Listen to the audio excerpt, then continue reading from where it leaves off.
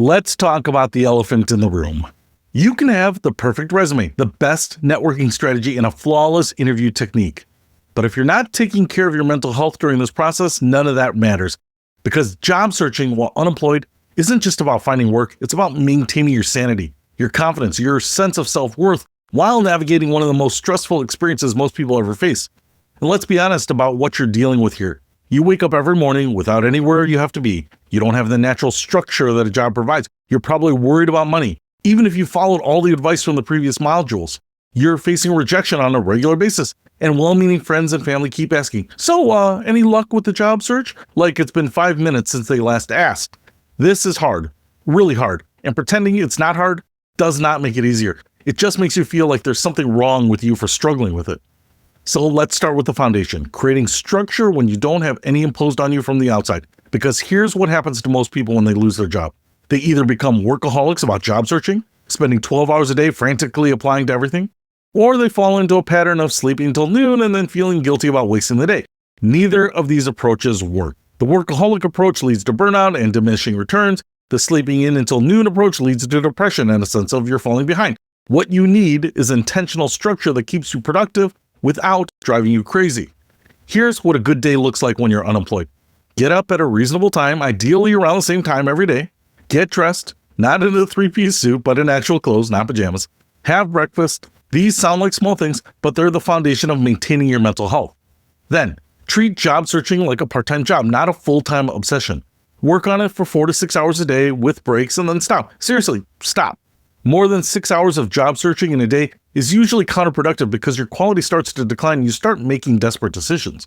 Use the rest of your time for things that maintain your mental health and make you a more interesting person. Exercise, read, learn new skills, volunteer, maintain your relationships, pursue hobbies. These aren't luxuries when you're unemployed, they're necessities.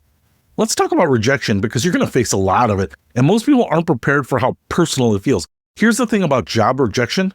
It's usually not about you personally, but it's going to feel like it is.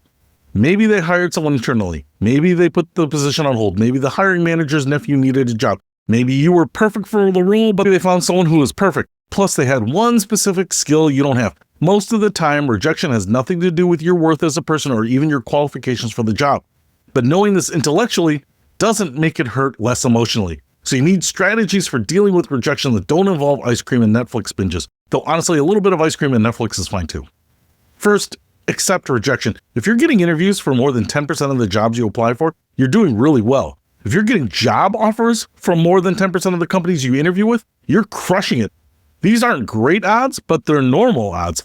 Second, don't take gaps in communication personally. That company that seemed really interested and then went radio silent for 3 weeks, they're probably not ghosting you because they hate you. They're probably dealing with internal politics, budget freezes, or hiring manager changes. It's frustrating, but it's rarely personal. Third, always ask for feedback when you get rejected after an interview. Most companies won't give you detailed feedback, but some will, and even generic feedback can help improve your approach. Now, let's talk about dealing with well-meaning friends and family, because they can accidentally make this process harder than it needs to be. Everyone's going to have advice. Everyone's going to know someone who's hiring. Everyone's going to suggest that you just apply everywhere, or maybe consider a career change, or have you tried networking, or even just want to know, how's the job search going? Most of this advice and interest comes from a good place, but it can be overwhelming and sometimes contradictory. You need to develop polite ways to manage these conversations without alienating people who care about you.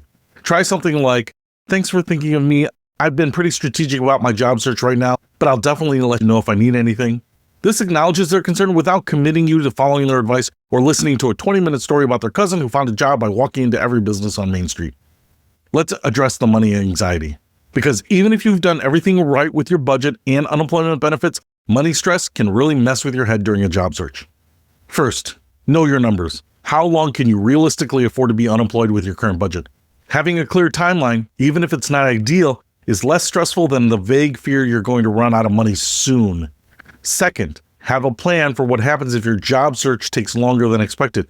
Maybe that means taking a temporary job, moving into a family, or dipping into retirement savings. Having a backup plan reduces anxiety even if you never have to use it. Third, don't make financial decisions based on job search anxiety. Don't take the first job offer you get just because you're scared about money, unless you're actually in immediate financial danger. Fear-based decisions usually lead to jobs you hate, which means you'll be job searching again in 6 months. Now, Let's talk about maintaining your professional relationships during this time, because this is actually an opportunity to strengthen your network. Reach out to former colleagues, not to ask for jobs, but to just catch up. Let people know you're looking for new opportunities, but don't make every conversation about your job search. People want to help, but they don't want to feel like they're only hearing from you because you need something. Maintain genuine relationships, and the job opportunities will follow naturally. Here's something that might surprise you. Consider volunteering during your job search. Not because it looks good on your resume, though it might, but because it gives you a sense of purpose and accomplishment when job searching feels frustrating and futile. Volunteering gets you out of the house, puts you around other people, gives you something productive to talk about in interviews, and reminds you that you have value to contribute even when your employers aren't recognizing it yet. Let's address the productivity guilt, because almost everyone feels this when they're unemployed. You feel like you should be job searching every waking moment. When you're not, you feel guilty about wasting time. This is counterproductive thinking. Job searching effectively requires creativity, energy, and good judgment. These things get depleted when you don't take breaks and recharge. Taking time for yourself isn't selfish, it's strategic. So, read books, watch movies, exercise, cook some elaborate meals, learn new skills that interest you. These activities make you a more well-rounded person, which makes you more interesting in interviews and more resilient during the job search process. Now, let's talk about what to do if your job search is taking longer than expected. First, don't panic. The average job search takes 3 to 6 months. And if you're in a specialized field or looking for a senior level position, it can take even longer. If you've been searching for more than 3 months without getting interviews, it's time to reevaluate your approach. Maybe your resume needs work. Maybe you're applying for the wrong types of positions. Maybe you need to expand your geographic search area or be more flexible about job requirements. If you're getting interviews but not offers, the issue might be your interview skills, your salary expectations, or just bad luck with timing. Consider doing practice interviews with friends or hiring a career coach for a few sessions. And if you've been searching for more than 6 months, it might be time to consider temporary or contract work, both for income and to prevent a long gap in your resume from becoming a red flag for employers. Here's something important about maintaining your confidence during this process. Your worth as a person is not determined by your employment status. I know this is easier said than believed, especially when society tends to define people by what they do for work. But think about it this way. If a friend of yours got laid off, would you think less of them as a person? Of course not. You'd probably be sympathetic and supportive. Try to extend the same compassion to yourself. Keep a list of your accomplishments and positive feedback you receive throughout your career. When you're feeling down about your job search, read through this list to remind yourself of your capabilities and value. And finally, let's talk about when to get professional help. If you're feeling depressed for more than a few weeks, if you're having trouble getting out of bed or taking care of basic needs, if you're turning to alcohol or other substances to cope, or if you're having thoughts of self-harm, please reach out to a mental health professional. Job searching while unemployed is stressful enough without trying to handle serious mental health issues on your own. Many communities have low-cost or sliding scale counseling options, and some insurance plans cover mental health services even if you're on COBRA.